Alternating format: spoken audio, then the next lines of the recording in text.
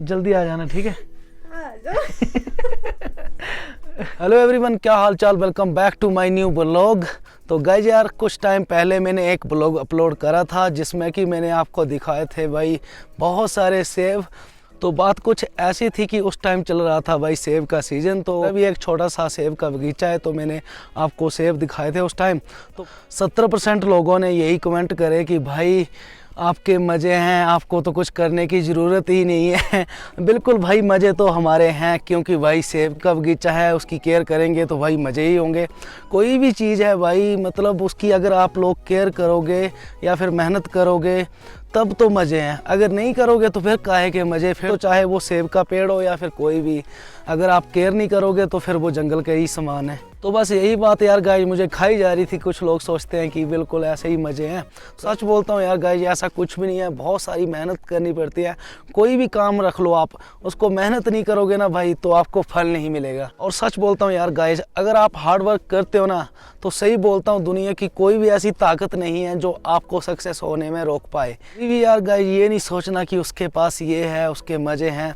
अगर आप मेहनत करते हो ना तो आपके मज़े होने से भी भाई कोई नहीं रोक सकता आपको। तो चलो आज मैं आपको बताता हूँ कि भाई कितना हार्ड वर्क करना पड़ता है, तब जाके वो सेब वाले मज़े हैं वो हमारे होते हैं। चलिए आप लोग सबसे पहले तो भाई यहाँ देखो, ये जो पेड़ देख पा रहे हो हल्का सा, ये है सेब का पेड़। तो सबसे पहले इनको लगाना पड़ता है। इतना सा छोटा प्लांट लगाने के बाद ये कुछ 2 साल के बाद इस तरह का प्लांट होगा। उसके बाद यहाँ पे आप लोग देखो तो ये हमने गोबर की खाद डाल रखी है। ये क्या करती है, ये जो प्लांट है इसको ग्रोथ होने में मदद करती है। और उससे पहले ये कुछ इस तरह से चारों तरफ खुदाई करनी पड़ती है ताकि इसमें पानी जो है वो अच्छे से रच सके और कोई भी कीड़े वगैरह ना लगे। मतलब 3-4 साल तक तो हमें ऐसे पालना पड़ता है इनको, छोटे बच्चों की तरह। उसके बाद 4 साल बाद, 5 साल बाद ये जो है वो फल देना शुरू करते हैं। एकदम ऐसे केयर करनी पड़ती है इनकी जैसे जो छोटे बच्चों की करते हैं, सेम टू सेम वैसे इनकी भी केयर करनी पड़ती है। तो जब ये बड़े हो जाते हैं कुछ इस तरह से, तो उसके बाद इनको ये जो आप देख पा रहे हो इस मेहंदी से बचाना पड़ता है। इससे क्या होता है कि पूरा का पूरा जो पेड़ है ये सुखा के रख देती है। तो इसके लिए स्प्रे होती है ऑयल की। और ये सफ़ेदी इसलिए करते हैं क्योंकि ये जो मेहंदी होती है ये जड़ों से यहाँ से इनके ऊपर चढ़ती है। ये सफ़ेदी की हो तो बिल्कुल साफ़ हो जाती है, तो इसलिए ये सफ़ेदी भी करनी पड़ती है। तो यहाँ पे भी देखिए ये खुदाई कर रखी है, ये गोबर वाली खाद दे रखी है हमने, तो अभी इसको डालनी है। यहाँ पे ढेर लगाया हुआ है। और उसके बाद इनकी कटिंग, स्प्रे, मतलब पूरा का पूरा ख्याल रखना पड़ता है, तभी जाके भाई सेब जो है वो यहाँ पे सही से लगते हैं। इस पेड़ को देखो आप, तो ये टेढ़ा हो रखा है। अगर बर्फ़ ज़्यादा पड़ जाए, कटिंग सही से ना हो तो क्या होता है, सारी बर्फ़ ऊपर पड़ती है और ये पेड़ को टेढ़ा करके रख देती है या फिर फाड़ के रख देती है। ये थोड़ा सा टेढ़ा हो रखा है। तो लोगों ने यहाँ पे सारे पेड़ों को चूने वाली सफ़ेदी करके रखी है। उसके बाद इनकी कटिंग होनी है। उसके बाद जो बड़े इनके घाव होते हैं वहाँ पे पेस्ट लगता है। जैसे हम लोगों को कहीं पे चोट आती है तो ट्यूब लगाते हैं, वैसे के वैसे इनको भी ट्यूब लगानी पड़ती है, पेस्ट लगाना पड़ता है। और अगर हल्की सी मिस्टेक हो गई भाई साहब तो आप लोग ये वाली टहनी देख सकते हो, पूरी की पूरी सूख चुकी है, क्योंकि इसकी टाइमली जो है वो केयर नहीं हुई है, तो इस वजह से ये सूख रखा है।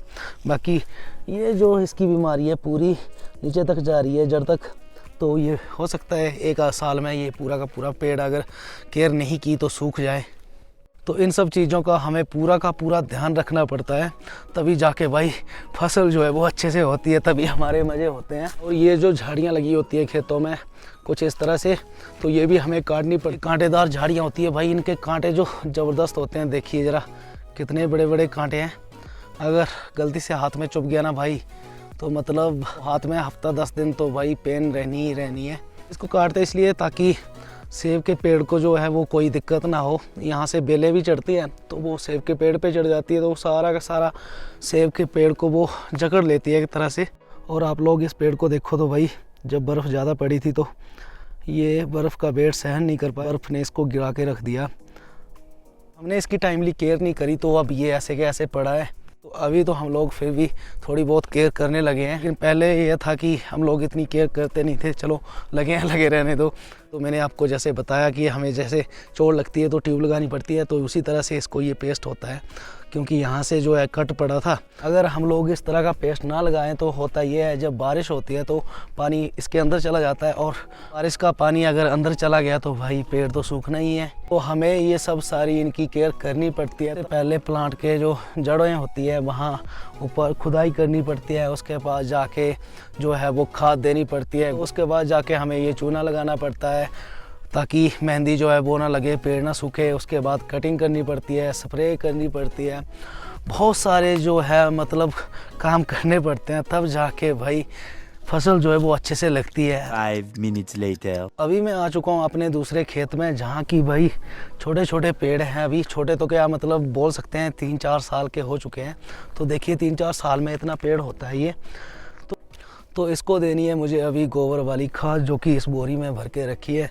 तो पेड़ के चारों तरफ मुझे ये गोबर वाली खाद देनी है। बाकी और भी पेड़ है यहाँ पे, तो हाल तो अभी मुझे इन सभी पेड़ों को देनी है। 15-20 पेड़ है यहाँ पे। हम लोग इसलिए देते हैं क्योंकि यहाँ पे आपको पता ही है काफ़ी ज़्यादा बर्फ़ पड़ती है। तो ऐसे में भाई ठंड में आपको पता ही है, मैंने जैसे आपको बताया कि बच्चों की तरह केयर करनी पड़ती है। जैसे हमें ठंड लगती है वैसे इनको भी लगती है। तो इनको हीट देने के लिए ये गोबर वाली खाद जो है वो दी जाती है, ताकि बर्फ़ के टाइम में हम लोग पेड़ों को सर्दी से बचा सके। तो इसलिए ये गोबर की खाद अभी दे लेते हैं। और अभी व्यू की बात करें भाई साहब, तो क्या कहर लग रहा है, देखिए जरा आप लोग, एकदम जन्नत वाला सीन। तो अभी मैं जल्दी से यार ये काम डन कर लेता हूँ। A few moments later. So finally यार गाइज, अभी मैंने सारा का सारा काम यहाँ पे जो भी था वो सारा डन कर लिया है। यहाँ बैक साइड आप लोग देखो तो यहाँ सारे जो खाद देनी थी वो दी, बाकी यहाँ इधर वो आगे तक चले गए। हाथ की हालत देखो भाई, आप लोग तो अंदाज़ा लगा ही सकते हो कितना हार्ड वर्क जो है वो करना पड़ता है। और ये वही जगह है जहाँ पर मैंने काफ़ी सारी सब्जियाँ लगा के रखी थी। तो अभी आप लोग देखो तो ये भाई सलगम लगाए थे जो मैंने, तो इस तरह के हैं कुछ। ये देखिए इतने इतने से लगे हैं, तो इससे बड़े ये हुए नहीं। यहाँ पे ये देखो आप तो मूलियाँ इतनी इतनी सी, ये देखिए भाई आ रही, ये देखिए। तभी बोलता हूँ कि अगर हम लोग किसी चीज़ की केयर ना करें तो ये वाला हाल होता है। मैंने आपको सलगम मूलियों का हाल दिखाया, तो यही हाल होता है अगर हम लोग सेबों की भी अगर केयर ना करें। 5 minutes later. सो अभी यार गाइज मैं घर पहुंच चुका हूं, और सच बोलूँ ना तो काफ़ी ज़्यादा थकान लगी है। दिल कर रहा है कि भाई सो जाऊं, लेकिन आरती जा रही है मायके, तो देखते हैं अभी क्या बनता है। हो सकता है छोड़ने मुझे जाना पड़े, तो थोड़ी देर रेस्ट कर लेता हूँ। 5 minutes later. तो अभी यार गाइज मैं रेडी हो चुका हूँ, क्योंकि यहाँ पे आप लोग देखो तो मैडम भी रेडी हो चुकी है। बड़ी स्माइल आ रही है कसम से फेस पे, सुबह से इतनी ज़बरदस्त स्माइल है ना कि पूछो मत, क्योंकि मायके जा रही है आज। तो होता है ना बहुत दिनों बाद जा रही है, तो भाई खुशी तो होनी ही है। तो इसलिए मैं भी रेडी हो चुका हूँ। मैं आरती को आधे रास्ते तक छोड़ने जा रहा हूँ। तो मार्केट तक मैं जाऊँगा आरती को छोड़ने, उसके बाद इसकी सिस्टर भी आ रही है, तो ये साथ में चले जाएंगे उसके बाद। तो अभी कुछ दिन आरती ब्लॉग में देखने को नहीं मिलेगी। आ जाना ठीक है, सारे मिस करेंगे आपको। ओए ऐसे ना रहो ना रहो, तो सारे मैं तो करूँगा। मैं तो बोल रहा हूँ करे मत, जाओ ही मत। रहने दो ठीक है, सच में मत जाओ। हाँ वैसे ये तो है, समझ सकता हूँ बहुत दिन हो गए हैं, तो चलो जाओ, लेकिन जल्दी आ जाना ठीक है। मैं मिस करूँगा आपको, सच में बहुत मिस करूँगा यार आपको मैं। आप भी मिस करोगे मेरे को, जल्दी आ जाना ठीक है। तो चलिए यार अभी चलते हैं, यहाँ से सामान उठा लो। इतना सारा, ये देखो 1 बैग 2 बैग, तीसरा बैग, एक चौथा वहाँ पे रखा हुआ है। तो इतने सारे मैं ही उठाऊंगा सारे क्या? मैं खाली जाऊंगी। ओ भाई ठीक है। हल्के वाले बैग तो उठा लो, भारी वाले मैं उठा लेता हूँ। चलो ठीक है, अच्छा चलो कोई ना, बहुत है। ये 2 मैं उठा लेता हूँ, एक वो वाला उठा लो आप ठीक है। तो चलिए जी। A few moments later. तो अभी यार गाइस शाम के बज रहे हैं लगभग 7, और मैं आरती को छोड़ के घर वापस आ चुका हूँ। तो अभी ये सही टाइम है आज के इस ब्लॉग को यहीं पे एंड करने का। तो अभी मैं करता हूँ मूवी एंजॉय। होप है आपने ये ब्लॉग एंजॉय किया होगा। अगर एंजॉय किया है तो वीडियो को लाइक कर दीजिए, कमेंट करके बताइए आपको ब्लॉग कैसा लगा। चैनल पर नए हो, चैनल सब्सक्राइब नहीं किया तो चैनल को जरूर से सब्सक्राइब कर दें। इंस्टाग्राम का लिंक मैंने डिस्क्रिप्शन में दे रखा है, तो आप जाइए वहाँ पर भी मुझे फॉलो कर लीजिए।